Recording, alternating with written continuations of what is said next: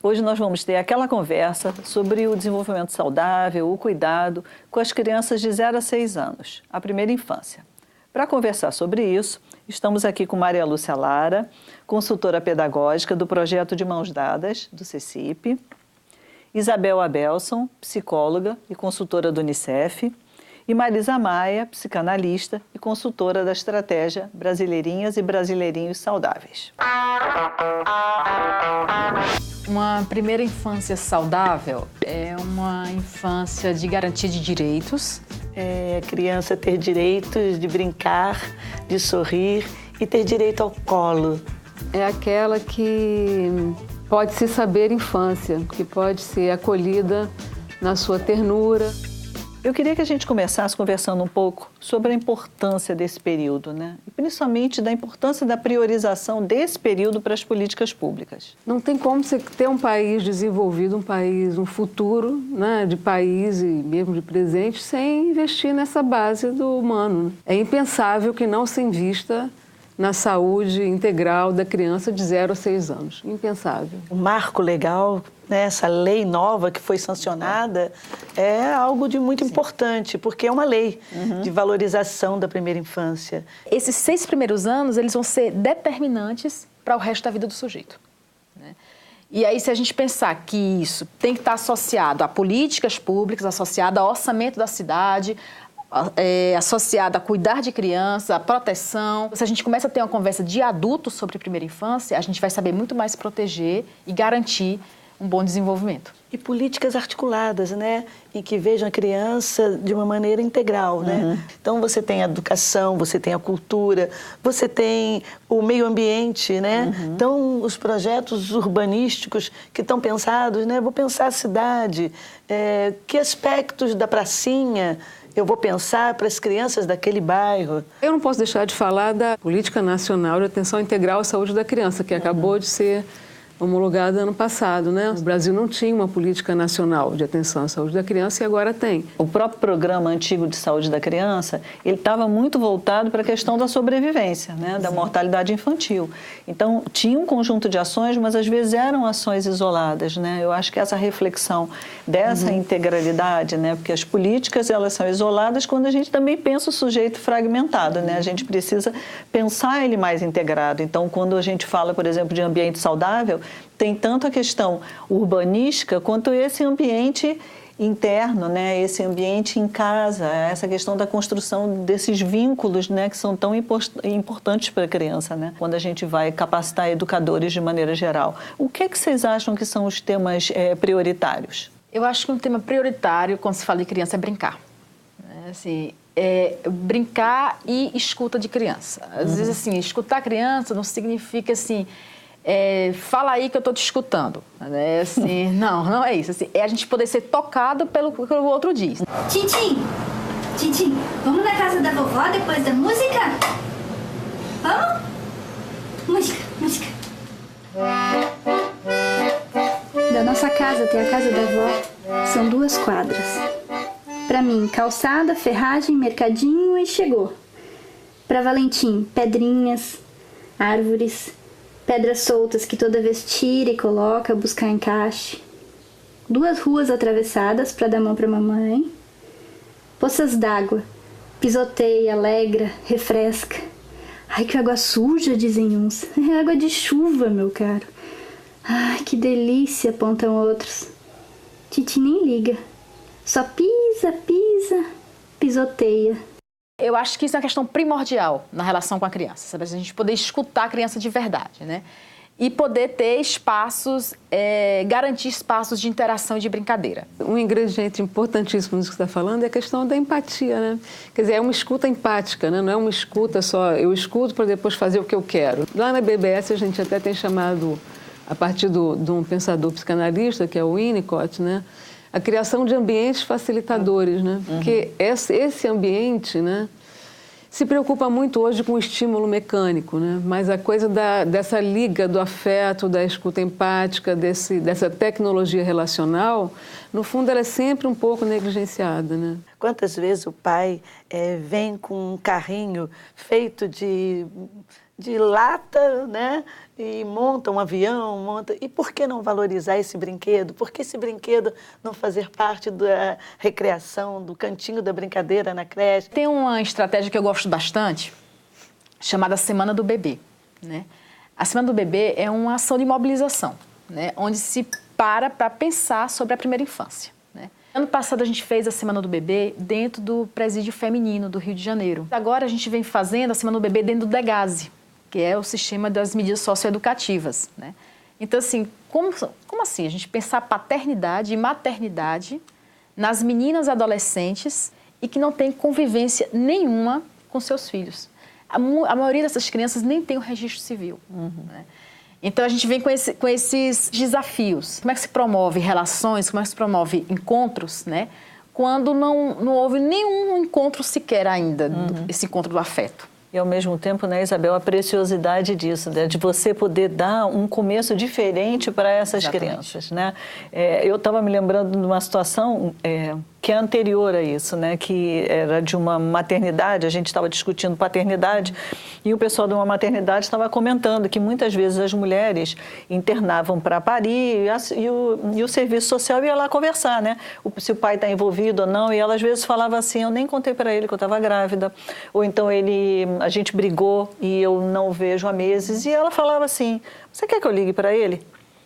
E a maior parte das mulheres dizia que sim, e a maior parte dos homens ia lá visitar o bebê na maternidade. E assim, para mim, assim, isso é tão emocionante, porque dizer assim, é um empurrãozinho que às vezes um serviço de saúde, de educação, de assistência social faz e que muda o destino de uma família, né? Pequenas ações, né? Por exemplo, chamar uma mãe pelo nome, né? Isso. Ou chamar o pai pelo nome, a criança pelo nome, é a marca, é o registro, né, de cidadão.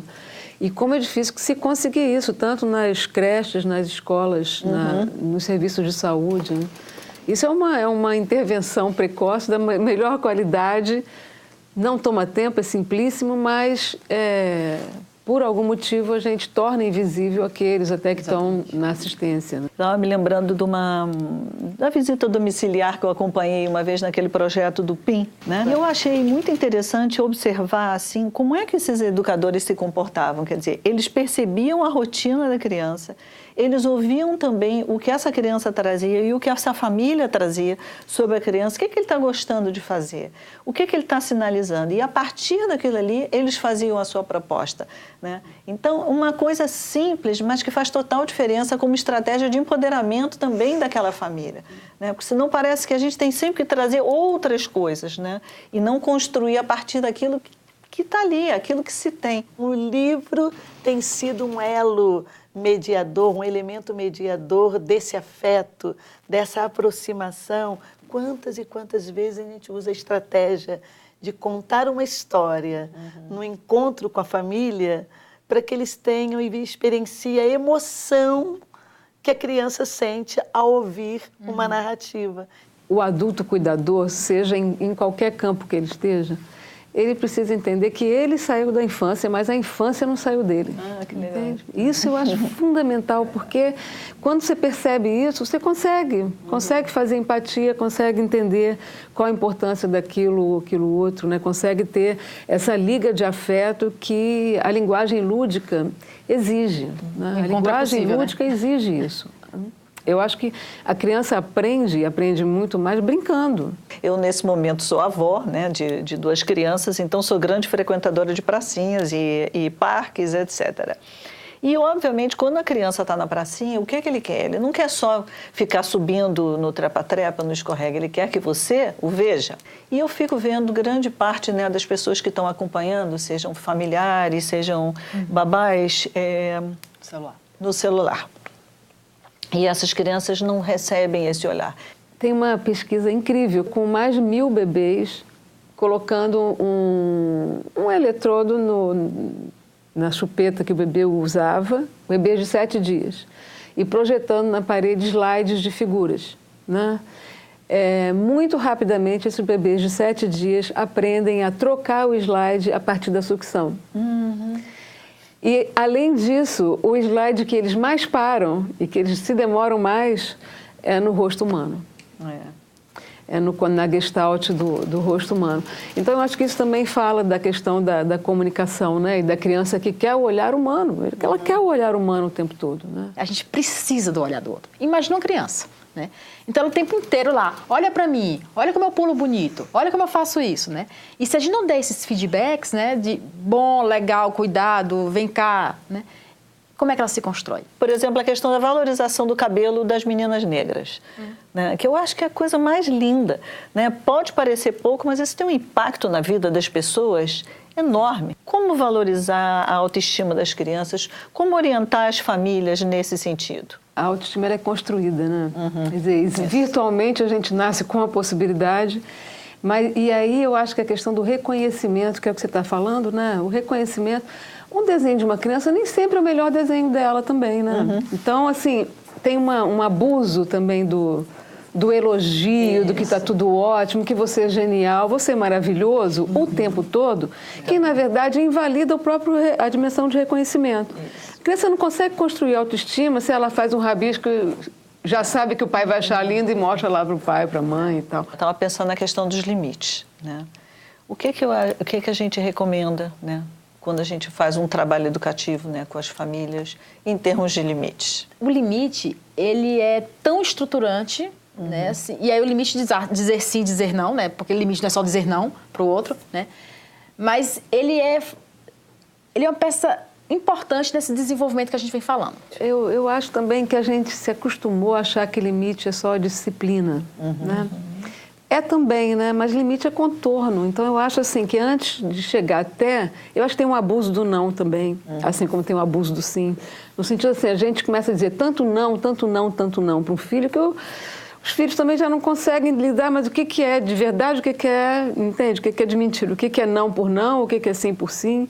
Quando a gente pensa em choro, pensam que é a sala de vacinas, né? Eu tenho lido alguns trabalhos super interessantes falando da falta de empatia dos profissionais com esse momento, porque assim, o número de vacinas que as crianças tomam hoje em dia é 3, 4 vezes maior do que, por exemplo, na época dos nossos filhos. Então, eles estão mostrando o quanto, cada vez mais, as pessoas têm medo de ir vacina, têm medo de ir à unidade de saúde, em função da falta de cuidado e de acolhimento nesse momento da vacina, né? Então, eu acho que uma das habilidades importantes também para os profissionais é justamente esse cuidado, né, de diminuir esse sofrimento, né, tanto no momento de vacina quanto de outros procedimentos que às vezes são dolorosos. Quando eu tive filha, onde eu mais aprendi foi na sala de espera da vacinação, né? Eu lembro que quando minha filha entrou, e aí o rapaz o enfermeiro olhou para ela e fez assim: não se preocupa, porque vacina de menina dói menos que de menino. Tinha um menino que tinha saído, né? Eu achei assim, como ele foi habilidoso. Aí ela foi assim, então tá bom. Não diminui nada a dor dela, mas assim, a forma como ele acolheu. Parece uma bobagem, foi uma brincadeira que ele fez, né? Mas como ali ele trouxe, ela chorou, fez toda aquela, brincou, enfim. Mas ela entrou bem, né? Entrou bem porque ela foi recebida bem, né? Como é que esses educadores podem contribuir para fortalecer esse vínculo entre pais e filhos, entre essas crianças e as pessoas que cuidam delas? Estabelecendo vínculos.